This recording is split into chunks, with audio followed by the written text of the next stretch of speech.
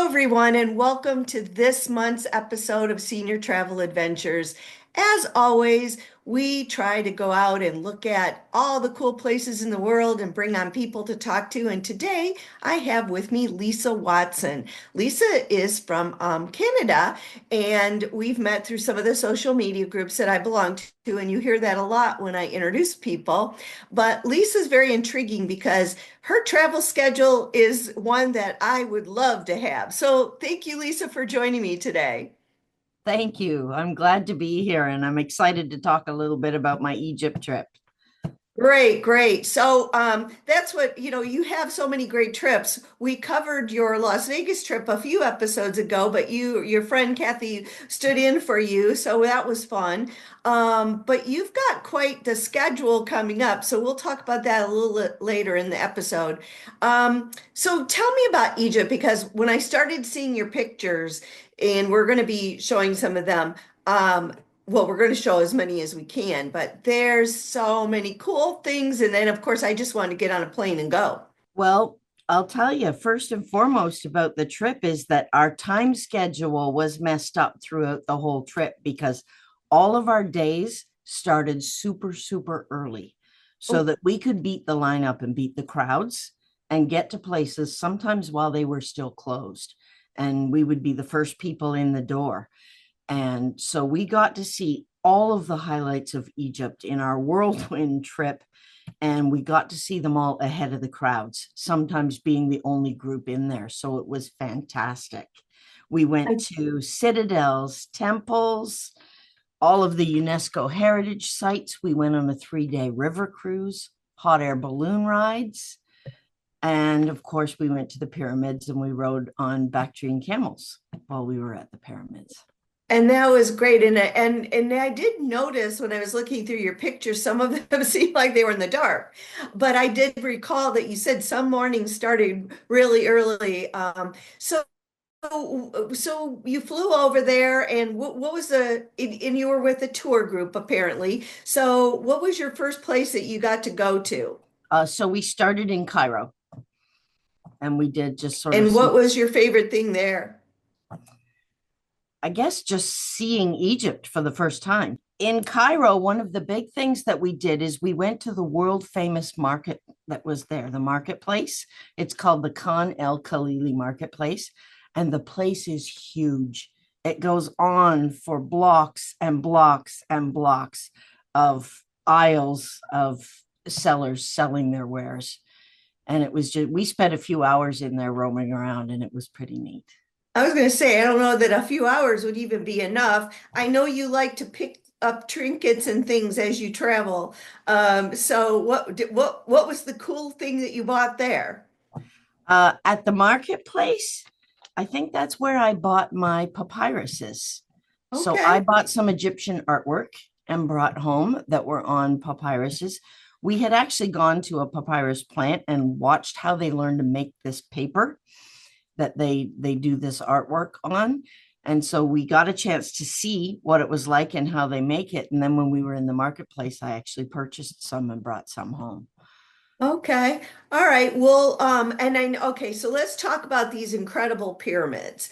Obviously, that's what Egypt, most people think of when you think of Egypt as pyramids. So, we've got a few pictures we're going to show of how tiny you are on the pyramid. So, what was that like? That was neat. They're pretty big. And there's a lot of them too. I was surprised there were as many pyramids as there were. And in our tour, they did something really neat that they took us right up to the pyramids so we could climb on them and see for ourselves sort of the magnitude of them. But then they took us to two other sites at varying distances away from the pyramids so we could get all kinds of camera shots from different distances and include all the pyramids in the shots. So we got a bunch of shots. I saw one, and I think I have it in the video of where you're like you have your hand and it's like the little pyramid behind you, that, or the sunglasses on the Sphinx. That was very cute. Um so I noticed too, one of the places that you went, that there were a lot of dogs. Are there a lot of dogs and cats free roaming? Yeah, and a lot of the temples, they had random dogs that were just roaming around there. And at one temple, particularly while we were there, there was a litter of pups and the mum that were Oh, roaming wow. around there. And people feed them, like the tourists feed them, the people that work there feed them, and they all kind of hang around and run loose. So I Well, as got a long as they're whole photo friendly. album of dog pictures. Well, as long as they're friendly and not running up and trying to harass you, that's good.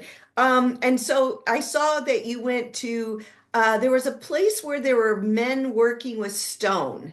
I think, The what was alabaster that? factory. An Yeah, alabaster. that's Okay. another place where I spent some money. We went to see the alabaster factory where they carve Egyptian carvings into these pieces of alabaster stone, and they sell these plaques and these stones, and they paint them as well. And but one of the other things they sell there is also limestone. And so because I come from Kingston, Ontario, the city of limestone here in Canada, I bought a couple of limestone Egyptian carved plaques while I was there and brought them home. Okay. And they're all painted and they're really nice. So I brought a little piece of Egypt home with me. And then I saw you went to where they had the sarcophagus and all of that in that museum.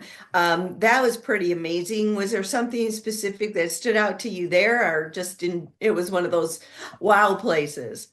It was a wow moment. That's the Museum of Egypt is what they call it. And I was surprised that they actually had real mummies there, like not in Yeah. the tombs. They're there in the museum and you can see the mummies, and not all of them are wrapped. Some of them you could see the remnants of what's left of the bodies of these are princesses and things like that they have in the museums. But the history we learned going through that museum was unbelievable. Well, that is like, I mean, that's some of the oldest known history in the world is there. Another thing? Of course, the hot air balloon. So let's talk about the camel and the hot air balloon. What about the hot air balloons? That looked pretty interesting and so beautiful. Yeah, so the hot air balloon rides was one of my highlights, my favorites in Egypt. We got up in the middle of the night because we had to be there and be in our hot air balloon before the sun rose. So we had 65 hot air balloons, 32 people in each basket. You can imagine the commotion with all of us and all the workers getting to this big empty field where we all pull in, and they're all setting up the balloons and they're firing things up, and we got to wander around and see how they set them up and see how they get them all inflated and how they flip the baskets up, and then people start climbing into the baskets, and it was quite the event. And then of course then we went up and we got to Yeah, see the sunrise beautiful. from the balloons. It was a lot of Yeah. That was beautiful. Those pictures were spectacular to just think about that. And of course, you can't discount those camel rides because that looked pretty darn cool, I gotta say. yeah. How was that? So the thing with Egyptian camels is they're one hump camels. They call them Bactrian camels. And so this was the same kind of camels I had ridden before in Morocco. And so you get to sit up on the hump is where the saddle kind of sits. And you sit up there. And they took us for a ride up so that we could see the pyramids from the top of the hill while we were there. And then they took pictures of us on the camels with the pyramids in the background. So that was really cool. It was a super windy day though. And I don't know if you saw that selfie that I took of my fantastic Your hairdo that hair. day. My hair was everywhere. It was Yeah. just so windy up there. Well, now you know why they wrap their heads all up so that they don't, because if there's wind, they don't get all that hair going on. So then you went on the Nile. You took your Nile River cruise, and so at first when I saw these boats, not just the Nile cruise boat, but those little boats that you took out, they look really old. But obviously they've been there and they go out every day with hundreds and hundreds and thousands of tourists. So the Nile River, how was that? How was that? Was that like being back in time? Well, that was a real adventure for me because I've never seen a riverboat. I've never been on a riverboat. And for my first experience to see the Egyptian ones was a lot of fun, because in Egypt, the law says no other riverboats are allowed on the Nile River in Egypt except for these traditional older vintage Egyptian riverboats. And they're so cool because what I learned is they don't necessarily just dock at the dock like you would expect with a boat. They dock boat after boat after boat after boat, side by side, all on one dock. And so our boat specifically, when we first got into it, was 7 boats deep. And at one point in our trip, I think our boat was actually the 9th boat at the dock, which means that when you go across the gangplank to get into your riverboat, you're walking through 6 or 7 or 8 other riverboats to get to your boat. And I did do a little video clip of what it was like going from boat to boat to boat, because each boat has its own little character, its own style. And it was really, really neat to see them. Well, your boat looks, I mean, it looks like in its origin, it was just like this magnificent, beautiful wood, velvet, beautiful chandeliers, things like that. And I mean, you think about kind of like, movies on Hollywood movies about the Nile and the river or the murder mysteries on these boats, and you kind of can place yourself there. But you had a little adventure on your boat. Tell me about that. Oh, well, the boats aren't very big. So I was wandering around just checking out the boat one day, and I was up on the top deck in the sun and decided to go back down to my room. But instead of going at the back end of the boat and going down the stairs, I went down the front end of the boat and went down the stairs. Little did I know that when I got down to the next level, there were 2 doors there, one on the left, one on the right. They were both locked. There was nowhere for me to go. So I went down another level. And when I got to that level, again, the first door I tried was locked. And I went to go and try the second door to see if I could get into the hallway to get back to my room. And as I'm going to try the door, someone opens it from the inside. Turns out it was the captain. And I was in the captain's helm where they steer the ship from. They invited me in. They spoke very broken, minimal English, and they invited me in. They made me a tea. And I got to spend a period of time there watching us go through the locks at that point. We were going through the locks. And I sat right in the captain's cabin with them and watched us go through the locks while I drank his chai tea. Oh, that So sounds that was an lovely. adventure. Yeah. Yeah, I mean, stuff like that is makes for the good memories of a lot of trips, right? The little unknown things that come up as you're traveling. So I know that a lot of on social media people are talking about safety and travel and things like that. Um, how was that traveling to Egypt? Did you feel safe and So everything while you were there? Well, I've traveled a lot in the last couple of years, so I do a lot of sort of self-protection things for so that I don't get robbed and things like that. I never pack anything that shows any signs of affluence or anything like that. But in Egypt specifically, whenever we got on the tour buses to go somewhere, the Egyptian government sends a security guard with you. So there was an armed man on the bus with us at all times. And when we went to do tourist things and go and see temples or citadels or whatever, he would get off the bus with us. In July, we're heading to the Great Migration in Kenya to watch the Okay. wildebeest migration. And then when that safaris end, we're going for 5 days to Tanzania just to spend some quiet time on the beach in Tanzania in Zanzibar. Okay. In the end of August, I'm heading back to Tanzania because I'm doing my first give back tour where I'm going to Great. volunteer and do some work. I'm going to be working with children there in Tanzania. So I'm going to be there for 2 or 3 weeks in September. In October, I have a Turkey trip planned where I'm going to do all things Turkey. And Okay. in November, I have a group of friends that are going with me to Cambodia, Vietnam, Laos, and Thailand. And that'll wrap. Wow. Wow. Well, you talked about your give back tour. So, the episode for of Senior Travel Adventures for April is all about volunteering and while traveling, giving back. I talked to a couple of people in the and immediately after I started learning about it, that is definitely now on my radar. I just have to figure out where and when to go. And but such a rewarding thing to help, and so many options of helping. And one of the things I mentioned in that show is about the ethical side of things, because you have to be very careful when you're doing these things, because some groups are not ethical and they're just there to get your money. So you want to make sure you research, where you're going, which you obviously have. But anyway, it's a great way for us to travel as we are, if as long as we're still physically capable, and things like that. And it just looks like so much of a rewarding thing to do.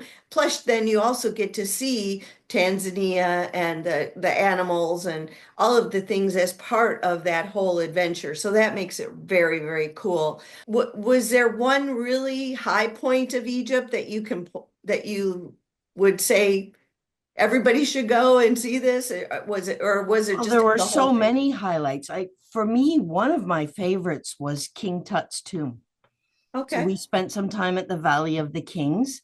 There are 11 tombs at the Valley of the Kings, 8 of which are open to the public. And we got a chance to go and see 3 of them. So that was really neat to be able to see that. We also, when we were at the museum in Cairo, they have a whole section on King Tut in there. But that particular section it has all of his original equipment and things like that, his clothing and everything is in there. So there's no photographs allowed because it's all temperature monitored and all of that in the room, moisture eliminating and that kind of thing. So we weren't allowed to take photographs or anything in that room, but it was really fascinating to learn the history. And it was such a busy trip that it was just go, go, go, go, go every day. It would have been nice to have more time, maybe on the river boats, to have some down relaxation time more than what we did. Okay, well, that's fair enough. I mean, and that's kind of the thing when we talk about all these tours. When people are looking at a tour to take, Egypt or anywhere, being researching it carefully is important, because some of these tours are just like nonstop from, the crack of dawn or before all the way through the end of the day. And that's important. If that's not your travel style, people should take that into consideration. And there are certain tour companies out there that do offer slower tours and things for people of different ages. So that's a great point, though, because like you said, you guys were up before before it even got light out in many cases. And for some people, that just not doesn't appeal to them.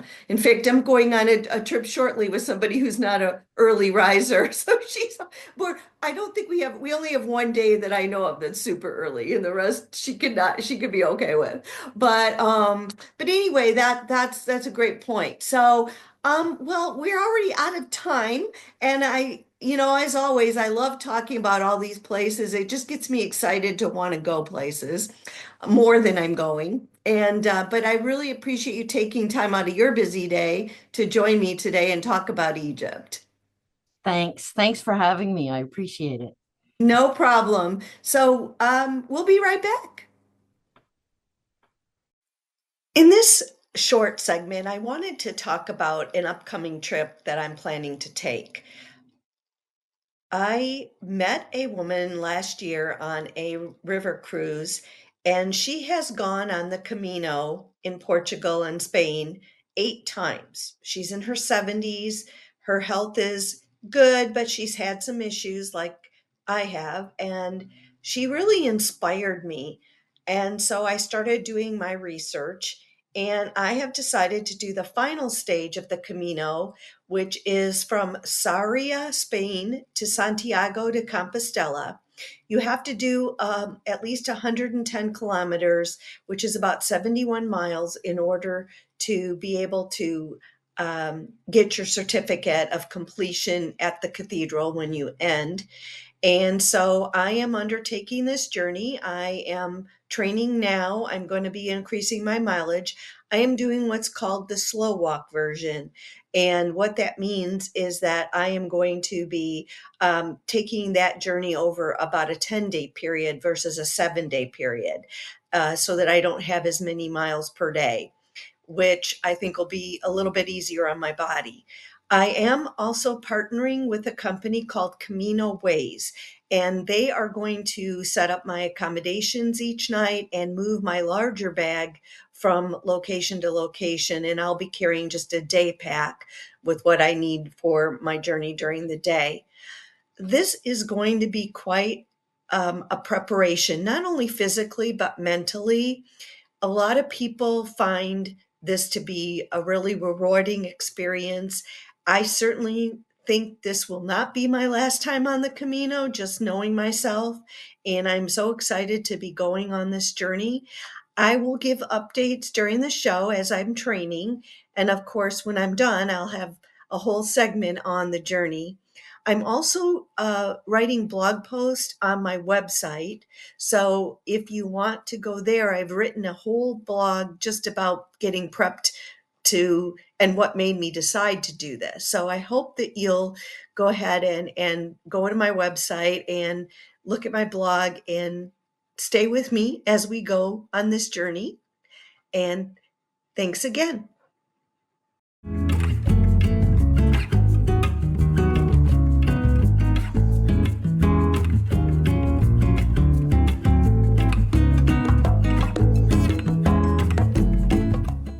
For this month's segment of In Our Backyard, I chose to go in my backyard in the Fresno Clovis area and go to an annual street fair called Big Hat Days. Obviously, you want to wear a big hat for Big Hat Days, but it is a precursor for the Clovis Rodeo, which happens in the third week of April. Each year. And if you have not been to the Clovis Rodeo, it is certainly something to behold. A full-blown rodeo right here in Central California. And as far as Big Hat Days goes, there's things to buy, things to eat, animal petting zoo, rides for the kids, just a really great day to spend outdoors, enjoying the sunshine, and all the things that life brings to you when you take a trip in your backyard.